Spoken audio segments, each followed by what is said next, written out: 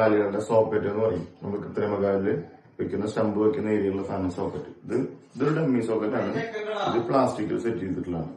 PP പറയും, പോളിപ്രോപ്പിനേറ്റ്. Wait കുറവാണ്, പക്ഷെ ഇത് ഡമ്മി ആയിട്ട് ഉപയോഗിക്കുന്ന തൽക്കാലത്തേക്ക് ഉപയോഗിക്കുന്ന സോക്കറ്റുകളാണ്. ബാക്കി ഉപയോഗിക്കുന്നതാണ് ലാമിനേഷൻ സോക്കറ്റുകൾ. ഇത് കാർബൺ ഫൈബർ സോക്കറ്റ്. കുറച്ച് കോസ്റ്റ് കൂടും, പക്ഷെ ബലം കൂടുതലാണ്. ഇതിന് ഭാരം വളരെ കുറവാണ്. അതാണ് ഇതിന്റെ ഏറ്റവും വലിയ പ്രത്യേകത. പിന്നെ ഇതിലേക്ക് വരുന്ന ലൈനറുകൾ പ്രധാനമായിട്ടും ലോ കോസ്റ്റ് എന്ന് പറയുമ്പോൾ നമുക്ക് ഇതിൽ പെഡ്ലി എന്ന് പറഞ്ഞ ലൈനർ വരിക. ഈ ഒരു 4mm തിക്നെസ് ഉള്ള റെസ്പോൺസ് പോലത്തെ ഒരു മെറ്റീരിയലാണ്. കോസ്റ്റ് കുറവാണ്, പക്ഷെ ഇത് സോഫ്റ്റ്നെസ് ഇത്രയും ഉണ്ടാവുള്ളൂ. ഡയബറ്റിക് പേഷ്യൻസിനൊക്കെ കോമൺ ആയിട്ട് ഉപയോഗിക്കുന്നത് ജെൽ ലൈനറുകളാണ്.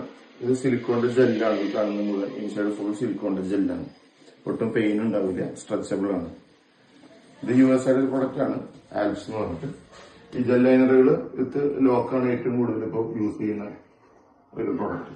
ഇതിന്റെ ഉള്ളിൽ ഈ ലോക്ക് ഇതിലേക്ക് ഒന്ന് ലോക്ക് ആവുക ചെയ്യുന്നത്. ഈ ഫിമെയിൽ പോർഷൻ ഇതിൽ ലോക്ക് ആവും. ടർക്കീഷിന്റെ ഒരു ഇതാണ് നമ്മുടെ ലോക്കാണ്. ഈ ലോക്ക് ജെല്ലിലേക്ക് ലോക്ക് ആകുന്ന കാലൊരിക്കലും വിട്ടുപോലെ സേഫ്റ്റി ഉണ്ടാവും.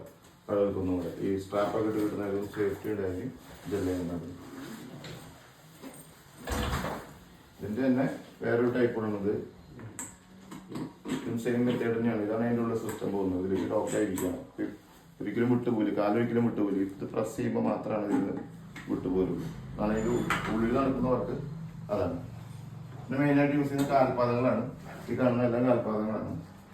ഇതിൽ വരുന്ന ഇതൊക്കെ സ്റ്റാർട്ടിങ് സ്റ്റേജിൽ വരുന്ന കാൽപാദങ്ങളാണ്. സാറ്റ് ഫുട്ട് എന്ന് പറയുമ്പോൾ ആക്ഷൻ ഉണ്ടാവില്ല. ഇത് നമ്മുടെ ഇന്ത്യൻ തന്നെ സിംഗിൾ ആക്സിസ് എന്ന് പറഞ്ഞ കാൽപാദമാണ്. ഇത് നല്ല ആക്ഷൻ ഉണ്ടാവും. ഒരു ആവറേജ് ആക്ഷൻ നമുക്ക് ഇതിൽ കിട്ടും. അധികം കോസ്റ്റും ഉണ്ടാവില്ല. അതാണ് ഇതിൻ്റെ ഒരു ആക്ഷൻ വരുന്നത്. കൂടുതൽ ആക്ഷനും ബാക്കിയുള്ള കാര്യങ്ങളും വരുന്നത് കാർബൺ ഫൈബർ എന്ന് പറഞ്ഞ സെക്ഷനിലാണ്. ഇത് കൂടുതലായിട്ട് വരുന്നത് ഒരു USA ഒരു പ്രൊഡക്റ്റാണ്. USA ആണ്. ട്രിബ്യൂട്ട് എന്ന് പറഞ്ഞ പാദമാണിത്.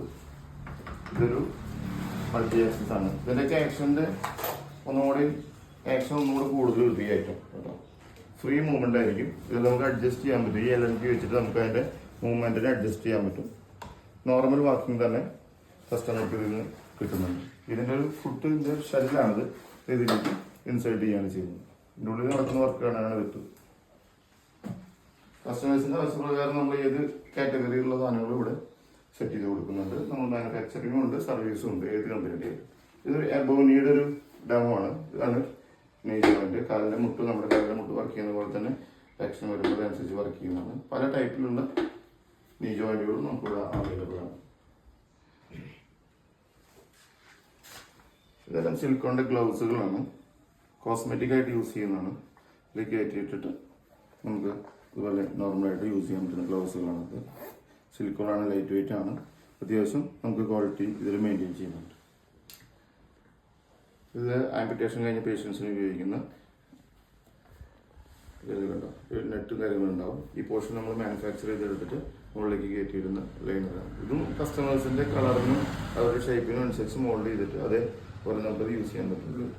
ഒരാളുടെ ഫിംഗേഴ്സിനൊക്കെ ഏത് പൊസിഷനിലേക്ക് നമുക്ക് അഡ്ജസ്റ്റ് ചെയ്യാൻ പറ്റും. കോസ്മെറ്റിക് ഫിംഗറാണ്. ഫിംഗർ കട്ട് ചെയ്തിട്ട് പോയ ആളുകൾക്ക് കോസ്മെറ്റിക് ആയിട്ട് യൂസ് ചെയ്യുന്ന ഫിംഗറാണ്. അതും അവരുടെ മെഷർമെന്റ് അനുസരിച്ചിട്ട് നമ്മൾ യൂസ് ചെയ്യണം. ആ സ്റ്റമ്പിലേക്ക് കയറ്റിയിട്ട് നമുക്ക് അത്യാവശ്യം വർക്കിംഗ് ആണ്.